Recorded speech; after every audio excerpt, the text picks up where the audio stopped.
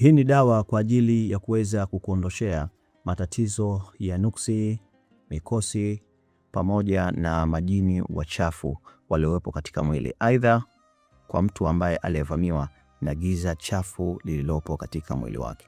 Kama unasumbuliwa na haya matatizo, basi fuatana na mimi mwanzo hadi mwisho wa darasa hili ili uweze kujifunza juu ya maradhi haya, namna ya kuweza kuyaondosha kwa kutumia dawa hii. Hii ambayo unaiona hapa katika video, hiyo inaitwa miski ya unga. Kwa wale ambao wasiofahamu miski ya unga, hiyo ndio inaitwa miski ya unga. Maana ipo miski ya mafuta na ipo miski ya unga. Sasa hiyo ni miski ya unga. Hii miski ya unga zipo za namna mbalimbali sana.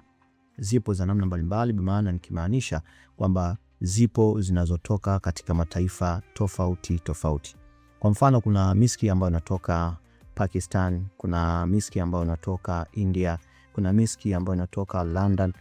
Kwa mfano kama hii hapa ni miski ambayo inatoka London. Sawa? Na katika miongoni mwa miski ambayo mimi binafsi nayopendelea sana kuitumia ni hii ambayo inatoka London. Ni mzuri sana, mzuri sana, na huwa inanipa matokeo na majibu yaliyokuwa mazuri mno pindi ninapokuwa nikiitumia. Na wewe ambaye unapenda kunifuatilia katika masomo yangu, basi unaweza ukaitumia hii miski ya unga kutoka London. Nazo hizi zinazotoka katika nchi zingine ni nzuri, lakini mimi binafsi napenda kuichagua hii hapa. Twende katika somo bila kuchelewesha muda.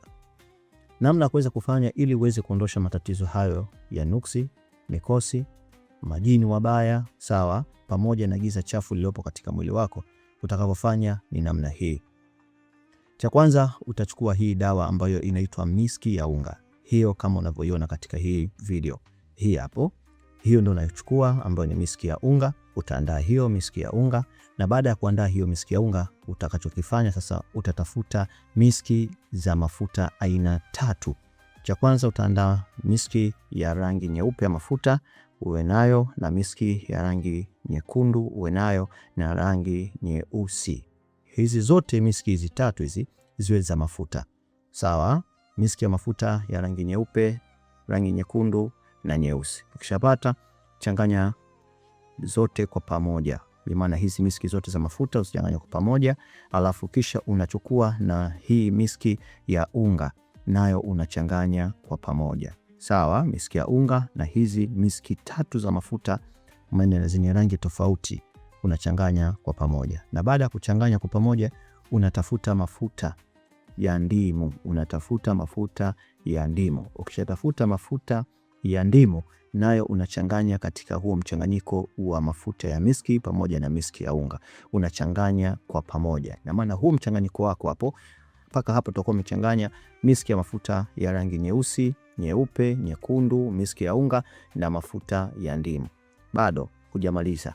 Inatakiwa kingine unachofuatiza kukichangania humo ni dawa moja ambayo inaitwa Mdokteri. Sawa? Dawa moja ambayo inaitwa ni Mdokteri. Dawa moja nzuri sana na nishaizungumzia sana katika masomo yangu. Kwa hiyo itafute hii dawa alafu kisha uichanganye humo kwa pamoja. Hapo sasa mchanganyiko wako utakuwa umekamilika. Kuna hatua moja ambayo itakuwa imebakia. Na hatua hii ambayo itakuwa imebakia, inabidi sasa hayo mafuta yafanyiwe kisomo cha dua. Umeelewa? Yafanyiwe kisomo cha dua. Ingawaje katika kusomea mafuta haya dua kuna option 2 au kuna chaguzi 2. Chaguzi ya kwanza huenda ukayasomea au usiweze kuyasomea. Mfano, kwa mtu ambaye aliyekuwa ana mazingira magumu ya kutokupata njia au nafasi ya kuweza kusomewa au kuyasomea yale mafuta, basi mtu huyu hatolazimika kuweza kuyasomea haya mafuta. Mfano kwamba yeye kwanza hajui kusoma hiyo dua, na vile vile hana mtu wa karibu wala hawezi kumpata mwalimu au ustadhi wa kuweza kumsomea hayo mafuta dua. Kwa hiyo kwa mtu kama huyu ambaye hawezi kupata fursa wala nafasi ya kusomewa mafuta dua, basi haitomlazimu yeye mafuta hayo kufanyiwa kisomo cha dua. Lakini kuna wale ambao wana nafasi ya wao kuweza kufanyiwa kisomo cha dua katika hayo mafuta. Mfano, yeye anaweza kusoma vizuri tu au ana mtu wake wa karibu ambaye anaweza kumfanyia kisomo cha dua. Mfano, ana ustadhi wa karibu, ana shekhi wa karibu ambaye anaweza kumfanyia kisomo cha dua katika hayo mafuta, huyo itamlazimu afanyiwe kisomo cha dua, bi maana afanye kisomo cha dua katika hayo mafuta ili kuyajaza na kuyapa nguvu zaidi. Sasa ni kisomo gani ambacho kinachosomwa katika hayo mafuta? Kisomo kinachosomewa hayo mafuta ni hiki hapa. Unasoma suratul Fili mara 9. Unasoma suratul Fili mara 9 ambayo ni Alam Tara. Bi maana unasoma Alam Tara mara 9. Baada ya hapo unasoma Qul huwallahu 7, unasoma na Qul a'udhu birabbil falaq 7 na suratul Nasi 7 ambayo ni Qul a'udhu birabbin nas. Unasoma mara 7. Baada ya kumaliza unasoma na surati Yasin mara 7. Unasomea surati Yasin mara 7. Hapo unakuwa umekamilisha utaratibu mzima wa usomaji wa dua katika mafuta hayo, na hapo mafuta yanakuwa yamesha kuwa kamilifu. Kilichobaki ni swala la matumizi tu katika hayo mafuta, na namna ya kutumia utatumia katika miundo mikuu miwili.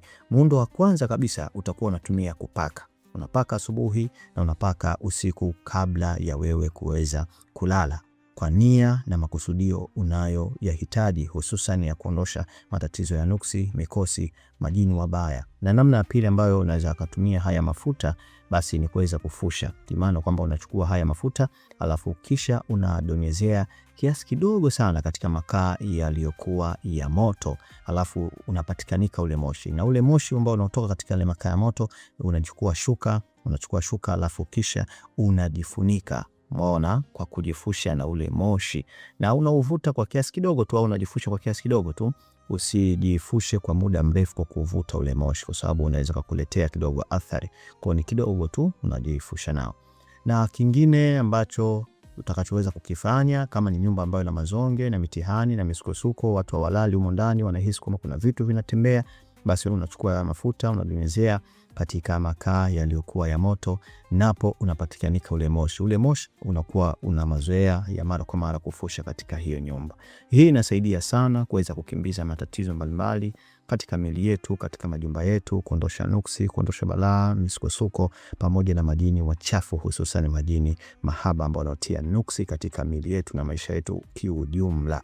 Una maswali, una maoni, basi unaweza kuweka maswali yako, maoni yako katika sehemu ya comment. Vile vile kama unahitaji visomo vya dua, tiba za maradhi ya namna mbalimbali, usisite kuwasiliana na mie. Namba zangu zipo katika sehemu ya description na namba zingine zipo katika screen hapa zinapita.